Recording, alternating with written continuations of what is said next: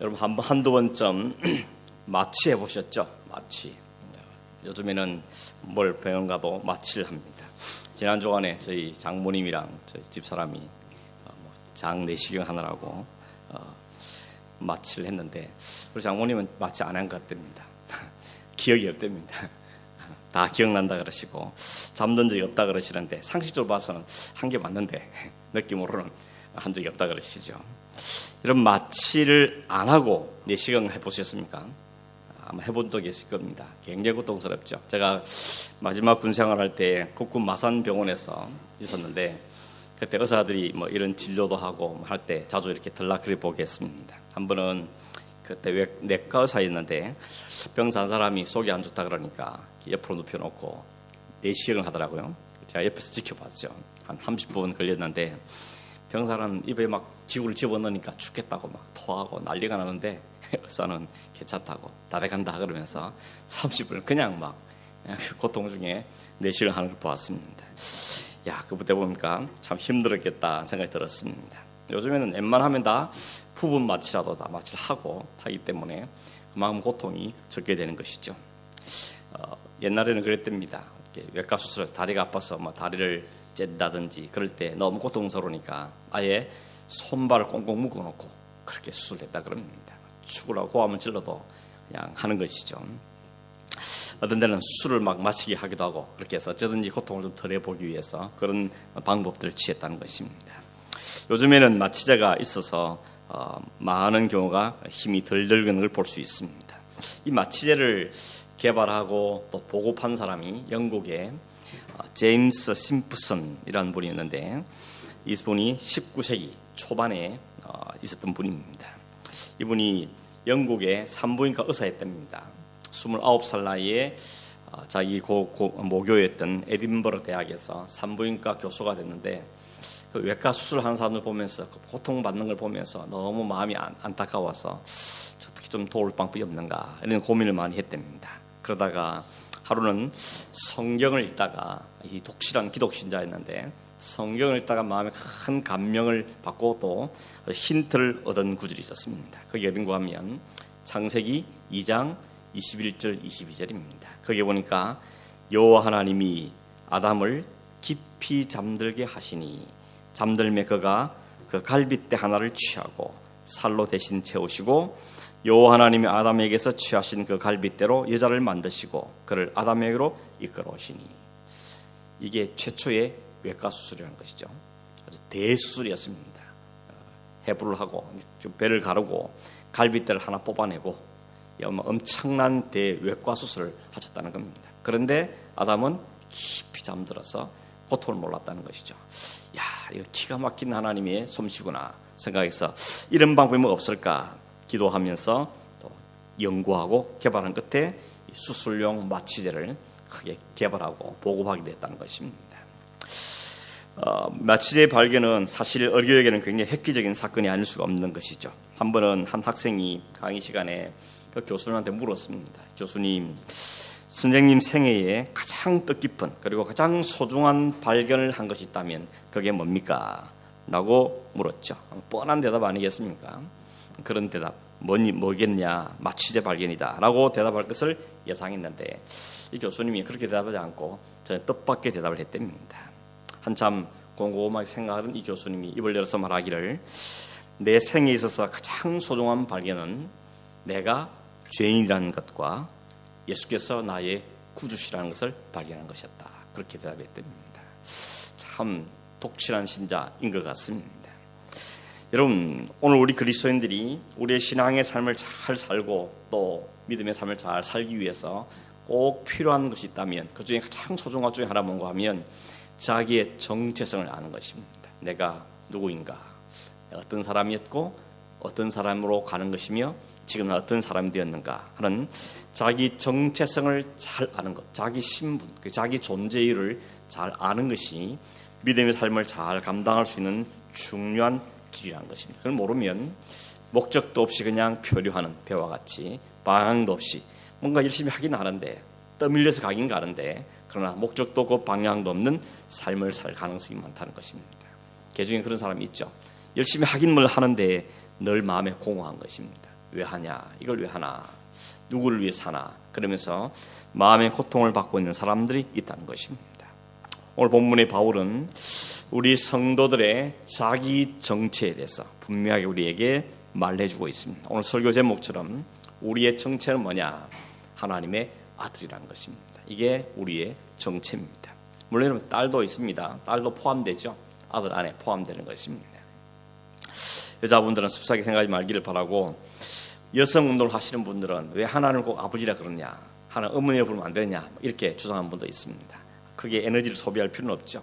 하나님 아들 속에 대표격이기 때문에 그게 다 포함되는 거기 때문에 그 한 단어 갖고 고질 필요는 없는 것입니다. 어떻게 하나님 아들이 되었는가? 아들 되기 전에는 그럼 무엇이었는가? 아들이 아니면 뭐였는가? 하는 질문을 해볼 수 있게 되는데, 그 중요한 분기점이 되는 게 오늘 23절에 나오는 믿음인 것입니다. 23절을 다시 한번 보시면, 믿음이 오기 전에, 믿음을 분기점으로, 믿음이 오기 전에는 어떻다 그럽니까? 율법 아래에 매인바되었고, 믿음 때까지는 율법에 갇혀 있었다고 말합니다. 믿음을 분기점으로 그 이전에는 율법의 노예, 율법에 갇혀 있는 상태였고, 믿음이 온 다음에, 우리의 믿음이 생긴 다음에 이제 우리는 하나님의 아들이 되었다, 이렇게 말씀하고 있습니다. 여러분, 하나님, 우리가 지난주에 보았지만 하나님께서 우리에게 율법을 주신 이유는 뭐라 그랬습니까? 본래 우리를 그 율법의 종으로, 노예로 삼기 위해서 율법을 주신 것은 아니었다 그랬습니다. 뭐라 그랬습니까? 율법은 범법함으로, 죄를 지음으로 우리에게 더하여진 것이라고 이야기했죠. 인간은 본래 하나님의 형상으로 지음을 받았고, 또 그 하나님을 의지하고 그 하나님을 신뢰할 때 하나님이 준비하신 모든 풍성함을 누리며 살도록 하나님의 은혜를 베풀어 주셨습니다. 그런데 그 축복된 자리를 버려버리고 스스로 하나님처럼 되기 위해서 하나님처럼 되려는 시도를 했던 것이죠. 그게 바로 죄였던 것입니다. 여러분, 죄 중에 가장 큰 죄가 뭡니까? 내가 하나님 자리에 앉으라는 것. 그게 가장 큰 죄인 것입니다. 그래서 흔히 그러죠. 죄를 말하는 sin, S-I-N 가운데 I가 있다는 것입니다. 내가 중심이 되는 것. 그게 죄의 본질이다 이야기하는 것입니다. 그런데 인간이 그런 시도를 했을 때 그 결과 인간이 신이 될 수 있느냐? 그렇지 않죠. 하나님 될 수 있던 것이 아니고 오히려 죄의 종이 되고 말았습니다. 죄의 노예가 되어서 죄책감에 시달리고 죄의 정상들에 매여서 사는, 죄에 질질 끌려다니는 삶을 살 수밖에 없게 된 것입니다. 에덴 동산에 쫓겨났죠. 땀을 흘려야만 겨우 먹고 살 수 있게 됐죠. 뿐만 아니라 죽으면 다시 흙으로 돌아가는 그런 죄 아래에 있는 종 되고 말았던 것입니다. 그런 인간들에게 하나님께서 약속을 주셨습니다. 내가 너희들에게 영원한 생명을 주겠다. 죄의 정상들로부터 너를 해방하겠다. 건져내겠다. 라고 말씀하시고, 그 일을 너의 여자의 후손을 통하여서, 내 씨를 통하여서 이루어질 것이라고 하나님 약속해 주셨습니다. 그게 창세기 3장 15절에 있는 아담에 주신 약속이었고, 그리고 창세기 12장에 아브라함에게 주신 약속이었던 것입니다. 하나님께서 아브라함에게 너를 내가 하늘의 별처럼 많은 자손을 줄 것이고 가나안 땅을 주실 것이며 내 이름이 창대하게 될 것이라고 약속하셨지만, 사실 그 속에는, 그 약속의 한가운데는 예수 그리스도가 있는 것이죠. 아브라함의 주신 그 약속의 성취는 예수 그리스도에 의해서 이루어지는 하나님의 놀랍고도 위대한 프로젝트였던 것입니다. 그 약속을 주신 분이 하나님이고, 그 약속을 이루실 분도 하나님이시고, 그 약속을 이루기 위해서 치러야 될 대가를 다 치르신 분도 하나님이시고, 하나님이 시작 과정 끝까지 다 하나님이 하시는 것입니다. 그래서 하나님은 아브라함에게 그 약속을 주시면서도 언약을 맺을 때 언론하지 않고 하나님 일방적으로 선언하셨습니다. 내가 하겠다 하는 것입니다. 내가 네 씨를 통해 할 것인데 그건 너한테 안 맡긴다. 내가 일을 한다라고 말씀해 주셨던 것이죠. 그리고는 하나님께서 그 이후로 여러 가지 구약성경 곳곳에 그 예수를 알 수 있는 것들을 자꾸 보여주시는 것입니다. 모든 제사와 절기와 법규와 또는 여러 가지 제도와 성막과 모든을 통틀어서 사건들을 통하여서 그 예수 그리스도 너에게 약속하실 그 예수를 잊어버리지 않도록 하기 위해서 그를 소망하도록 하기 위해서 계속해서 보여주고 계십니다. 그래서 그 모든 그 중에 한가운 초점은 예수 그리스도에게 가 있다는 것입니다. 그런데도 인간은 어떻게 합니까? 자기들이 죄를 지은 존재라는 것을 인정하지 않습니다. 오히려 그들에게 베푸신 하나님의 은혜를 거부합니다. 하나님을 의지하기보다는 여전히 자신들의 노력과 자신들의 실력으로 다시 하늘에 도달하겠다고 탑을 쌓는 것입니다. 오늘도 계속되고 있습니다. 인간의 탑 쌓기는 과학의 탑을 쌓고 공로의 탑을 쌓고 도덕의 탑을 쌓고 이성의 탑을 쌓고 명예와 권세의 탑을 쌓고 모든 탑들을 쌓고 있습니다. 그래서 스스로 모든 것을 누릴 수 있는 하나님 되기에 여전히 시도하고 있다는 것입니다. 그런 인간들에게 하나님께서 너희들이 꼭 붙잡아야 될 것은 하나님의 오직 은혜밖에 없다, 예수 그리스도밖에 없다 하는 것을 분명히 깨달아주기 위해서 하나님 그들에게 그렇게 범죄한 그들에게 율법이라는 걸 주셨다는 것이죠. 율법을 왜 주셨다고 그랬습니까? 자신이 죄인이라는 것을 깨닫게 만들기 위해서. 우리가 죄인이구나, 우리의 노력과 우리의 것으로 이룰 수 없는 거구나 하는 것을 깨닫게 만드신. 그래서 모세에게 주신 그 율법을 다 지켜봐라. 그러나 지킬 수 없는 것을 깨닫게 해주는 것입니다. 그래서 율법의 기능이 뭐냐? 인간들을 죄 아래다 완전히 가둬버리는 것입니다. 우리는 죄를 벗어날 수 없구나, 우리의 노력과 실력으로 죄를 벗어날 방법이 없는 거구나 하는 것을 아주 처절하게 깨닫도록 하기 위해서 율법을 주셨다는 것입니다. 그리고 거기서 끝이 아니고 그럼 어떻게 해야 되냐 물었을 때 다음 스텝이 여기다 그러면서 예수 그리스도를 그들에게 보여주는 것, 그리스도에게로 인도하기 위해서 율법은 존재하는 것이라고 이야기하는 것이죠. 그래서 바울이 그렇게 고백했죠. 나는 죽게 되었도다. 오라 나는 죄인이로다. 누가 나를 사망에서 건져내겠냐 하는 것이 인간들에게 받아내리는 율법의 기능인 것입니다. 율법이 우리의 율법 되는 것은 우리를 죄인 되게 만드는 것이죠. 우리의 죄가 선명하게 드러나게 만드는 것이죠. 완전한 절망 가운데 집어넣어버리는 것입니다. 그리고는 절망 가운데서 한 곳만 보게 만드는 겁니다. 하나님의 은혜와 긍휼, 그 은혜와 긍휼로 오신 그리스도, 그분만 바라보게 만드는 것이죠. 그래서 예수가 구원의 길 중에 하나가 아니고 오직 유일한 길이고, 십자가가 선택할 수 있는 여러 가지 방법 중에 하나가 아니라 십자가만이 우리에게 은혜와 긍휼의 길인 것을 분명하게 깨닫게 하기 위해서 율법이 기능을 하고 있는 것이죠. 그래서 그걸 깨닫게 하면 율법은 역할을 다 하는 것이라고 말하는 것입니다. 그래서 성경에 그랬죠. 율법은 기한이 있는 것인데 언제까지 그랬습니까?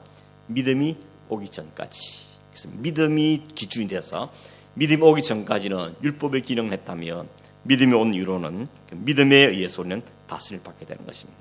믿음이라는 것이 뭡니까? 하나님의 은혜를 받아들이고 그 아들 예수 그리스도를 영접하는 것, 그게 바로 믿음인 것이죠. 그러므로 다시 말해 믿음이 온다는 말은 다르게 말하면 예수 그리스도가 내 삶의 주인 되시는 것, 그 예수를 영접하는 순간 우리에게는 더 이상 율법에서 노예가 된 상태에 벗어나서 이제는 신분이 바뀌는 것이죠. 이제는 율법의 노예가 아니고 하나님의 아들로 예수 그리스도의 사람으로 연합된 사람으로 신분이 바뀌어지게 된다는 것입니다. 그래서 바울이 말한 겁니다. 율법은 우리를 죽이기 위해 준 게 아니고 죽여서 살리기 위해 준 것이라고 이야기하는 것입니다. 그냥 죽여버리는 것이 아니고 죽게 만들어서 그리스도 앞에 데려나와서 다시 살리는 것이 그의 목적이라고 이야기하고 있는 것입니다. 그래서 어제 지난주에 봤지만 22절에 성경이 모든 것을 죄 아래에 가두었으니 이는 예수 그리스도를 믿음으로 말미암은 약속을 믿는 자들에게 추려합니다. 죄 아래 가두어서 그게 끝이 아니고 예수 그리스도의 은혜를 그에게 주시기 위해서라고 말씀하고 있는 것이죠. 오늘 이건 23절에 믿음이 오기 전에 이어지는 것입니다. 우리가 율법에 매인받았고 율법에까지 갇혀 있었다고 이야기하는 것이죠. 그러나 이제는 믿음이 왔기 때문에 24절에 율법이 우리를 그리스도로 인도하는 초동교사가 되어서 우리로 하여금 믿음으로 말미암아 어렵게 함을 얻게 하려 합니다 라고 말씀하죠. 그런 다음에 이제는 우리가 어떻게 됐느냐, 이제는 율법의 종에서 율법의 노예에서 벗어나서 하나님의 아들이 되었다고 선언하고 있는데 그게 25절 26절이죠. 25절 26절 다시 읽어보면 믿음이 온 후로는 우리가 초동교사 아래에 있지 아니하도다. 너희가 다 믿음으로 말미암아 그리스도 예수 안에서 하나님의 아들이 되었느라. 율법에서 자유하게 되어서 하나님의 아들이 되었다고 이야기하고 있는 것입니다. 그러면 여러분, 율법은 이제 더 이상 필요 없는 것인가? 라고 물을 수 있습니다. 디모데 3장 16절을 보면 이런 말씀이 있죠. 잘 아는 말씀인데, 모든 성경은 하나님의 감동으로 된 것으로, 그다음 뭡니까? 교훈과 책망과 바르게 함과 의로 교육하기에 유익하니 이는 하나님의 사람으로 온전하게 되고 모든 선한 일을 향하게 온전하게 하려 함이라. 여기 모든 성경 속에는 율법도 포함되는 것이죠. 구약 성경을 다 말하는 것이니까. 구약 성경은, 율법은 여전히 우리에게 필요하다는 것입니다. 왜 필요합니까? 우리를 교훈하고 책망하고 바로잡아주고 우리를 훈련시키기 위해서 하나님 말씀, 율법은 우리에게 필요하다고 이야기하고 있는 것입니다. 그러므로 여러분, 우리가 우리 서로를 잘 들여다보면 우리가 인정하지 않을 수 없는 것 하나가 있는데 뭔가 하면, 우리가 그리스도인이 되었음에 불구하고, 믿음의 사람이 되었음에 불구하고 우리 안에 여전히 죄성이 있다는 것이지 않습니까? 여전히 내 안에 죄성이 남아있다는 것, 이거 우리가 부정할 수가 없는 것입니다. 그래서 그 죄가 죄라는 사실을 또다시 우리에게 가르쳐주고 깨닫게 하고 책망하고 하기 위해서 하나님 말씀이, 율법이 오늘 우리에게 여전히 필요하다는 것을 이야기하는 것입니다. 그런데 다른 게 하나 있습니다. 더 이상 율법의 종은 아닙니다. 노예는 아니라는 것이죠. 깨닫게 주고 교훈은 하지만 그렇다 크게 매이진 않는다는 것이죠. 왜냐하면 다른 데 매였기 때문입니다. 그게 어디입니까? 은혜에 매이다는 것입니다. 그래서 로마서 6장 14절에 죄가 너희를 주장하지는 못하리니 이는 너희가 법 아래 있지 않고 은혜 아래 있기 때문이다 라고 말하고 있는 것입니다. 법 아래 있지 않고 은혜 아래 있단 말은 무슨 뜻입니까? 이제 법에 저촉을 안 만다는 것입니다. 법은 있습니다. 그러나 그 법 때문에 우리가 구원이 취소되고 하나님의 축복과 은혜가 우리에게 거두어 가버리고 우리가 버림을 받고 저주를 받아 지옥에 떨어지고 그런 일은 없다는 것입니다. 왜냐하면 물론 죄에 대한 징계는 있죠. 또 마음이 괴롭고 때로는 내가 이래가지고 구원받은 사람이 할 수 있는가 하는 자책감도 가지게 되고 또 구원의 확신마저 때로는 흔들 때도 있습니다. 그러나 그럼에도 불구하고 바울이 우리 분명히 말하는 것은 그럼에도 불구하고 결코 정죄함은 없다는 것입니다. 우리의 느낌에 관계없이, 우리의 느낌의 불안함의 감정에 관계없이 성경이 우리에게 선언하는 것은 이제 누구든지 그리스도 안에 있는 자는 결코 정죄함이 없다고 말하는 것입니다. 법은 그래도 우리에게 저촉은 되죠. 깨닫게 하는 것입니다. 이게 잘못이다, 이게 죄다 하는 것을 우리에게 알게 하는 것입니다. 그런 의미에서 우리는 율법이 여전히 우리에게 필요하지만 그렇다고 율법이 우리를 얽매어서 우리를 저주 아래 떨어뜨릴 수는 없다는 의미에서 우리는 법 아래 있지 않고 하나님 은혜 아래 있다고 우리에게 말씀하고 있는 것입니다. 그래서 존 칼빈은 이런 이야기를 했습니다. 율법은 뭐냐? 우리 인생의 규범이고 주님을 경외하는 자를 우리를 잡아 이끄는 고삐이고 우리 육신의 나태함을 교정하기 위한 자극이 되는 하는 우리 지난날 같이 오늘날도 유효한 것이다. 이렇게 이야기하고 있습니다. 율법 아래에 매이진 않았지만 율법의 역할은 오늘도 우리에게 필요한 것이라고 설명하고 있는 것입니다. 중요한 것은 율법의 역할을 통해서 그리스도로 가는 게 중요한 것이지 율법에 매여서 율법의 저주를 받는 게 목적이 아니라는 걸 이야기하고 있는 것입니다. 이제는 율법의 노예나 종이 아니고 하나님의 아들이 되었다고 우리에게 선언하고 있는 것입니다. 여러분, 그러면 하나님의 아들은 축복이 뭐냐라고 물으신다면 오늘 이건 4장 6절 7절인데 4장 6절 7절에 보시면 너희가 아들이므로 첫째 하나님이 그 아들의 영이 그 마음속에 보내사 아빠 아버지라 부르게 하신다는 것. 첫째죠. 두 번째는 그러므로 네가 이후로는 종이 아니요 아들이면 하나님으로 말미암아 유업을 받을 것이다. 첫 번째는 믿음으로 인해서 우리 안에 아들의 영 성령이 거하시고 성령이 우리로 하여금 하나님을 아버지라고, 아빠 아버지라 그랬죠. 이 아빠란 말은 우리가 흔히 말하는 그 아빠, 정다운 아빠 그런 의미도 있지만 그보다 좀 더 공경한 그런 마음을 담아서 부른 명칭, 아무튼 친밀감의 표현인 것입니다. 이제는 하나님을 아버지라고 부르게 됐다는 것이죠. 그 말은 뭡니까? 더 이상 종이 아니라는 것입니다. 종이 아니라고 말하는 것이죠. 여러분, 예수 그리스도를 믿음으로 하나님의 자녀가 된 사람은 그 안에 아들의 영이 계신다고 그랬습니다. 성령이 계십니다. 그 성령이 우리 안에서 역사하시고 우리를 지키시고 보호하시고 이끌어가고 계시다는 것입니다. 그리고 하나님을 아버지라고 감히 부를 수 있게 된다는 것입니다. 아들의 특권이 뭡니까? 언제든지 아버지 앞에 갈 수 있다는 것이죠. 무슨 절차 필요 없이, 녹화할 필요 없이 아버지 그냥 달려가면 되는 것이죠. 그러나 종은 그러면 안 되는 거죠. 그럴 수 없는 것이죠. 격식을 따져야 되고 불러면 가는 것이고, 또 종은 순종하는 이유도 상 줄까봐 아니면 혹 벌 받을까봐 그래서 순종하는 것이죠. 그러나 아들은 아버지의 마음을 헤아려서 이렇게 하면 아버지가 기뻐하겠구나, 그런 자발적인 마음으로 순종하게 되는 것이 큰 차이인 것입니다. 물론 이런 때로 불순종해서 아버지를 슬프게 할 수도 있고 징계를 받을 수도, 벌을 받을 수도 있죠. 그러나 그렇다고 해서 아들의 자리를 박탈당하거나 혹은 심판을 내리지는 않습니다. 언제든지 쏘리 한번 하면 그냥 마음이 풀리는 것이 아버지와 아들의 관계인 것입니다. 왜냐하면 아버지는 이미 아들을 사랑하기로 작정했기 때문에, 그 사랑은 무조건적이고 변함이 없는 사랑이기 때문에 그런 것이죠. 우리가 예수 그리스도를 믿는 믿음으로 하나님 자녀가 되었다면, 그리스도와 함께 죽고 그리스도와 함께 살아서 그리스도의 사람이 되었다면 이젠 더 이상 율법의 종이 아니고 자유한 아들로서 하나님과 관계를 맺고 살게 되는 것입니다. 우리가 물론 잘못했을 때는 애통도 하고 회개도 하고 안타까워도 하죠. 때로는 심각한 죄 있을 때는 경건한 두려움도 마음에 생기죠. 이래가 내가 되겠나 하는 두려움도 생깁니다. 그러나 그것이 우리를 회개의 자로 이끄는 것이지 절망의 자리로, 저주의 자리로 이끄는 것은 아니라는 것이죠. 그것 때문에 우리의 구원 문제마저 흔들릴 수는 없다고 우리에게 말하는 것입니다. 우리 27절에는 그렇게 말하죠. 누구든지 그리스도 합하기 위하여 세례를 받은 자는 그리스도로 옷 입었다고 말합니다. 세례를 받고 그리스도인이 된 사람을 가리켜서 마치 그리스도로 옷 입었다라고 비유하고 있습니다. 여러분, 옷을 입는다는 것은 옷이랑 몸이랑 따로 놀 수 없는 거죠. 옷과 몸이 하나가 일체가 되는 것을 이야기합니다. 뿐만 아니라 옷을 입으면 그 옷이 그 사람의 신분을 결정하죠.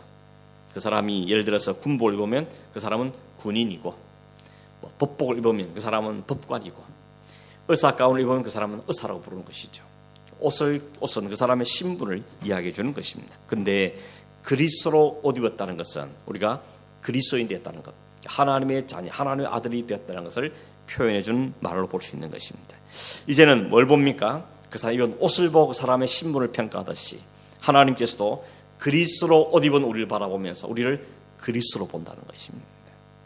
우리의 벌거벗은 수치와 우리의 죄만 보는 것이 아니고, 이제는 부끄러운 우리를 대신 우리에게 옷 입히신 그리스도를 보신다는 겁니다. 여러분, 그리스도를 보신다는 의미가 뭔가 하면, 하나님이 그리스도를 얼마나 사랑하십니까? 하나님 그리스도를 얼마나 기뻐하십니까? 내 사랑하는 아들이요, 내 기뻐하는 자라. 하나님 그렇게 선언하셨죠. 온 땅에 선언하셨듯이 그렇게 그리스도를 사랑하고 기뻐하시는 것처럼 우리도 그렇게 본다는 것이죠. 왜냐하면 그리스도 옷 입었기 때문에, 그리스도가 내가 덮임을 받았기 때문에 하나님 우리를 그렇게 동일한 의인으로, 아들로 보시고 사랑하고 기뻐하신다고 말하는 것입니다. 그 아들에게 뭘 준다 그럽니까?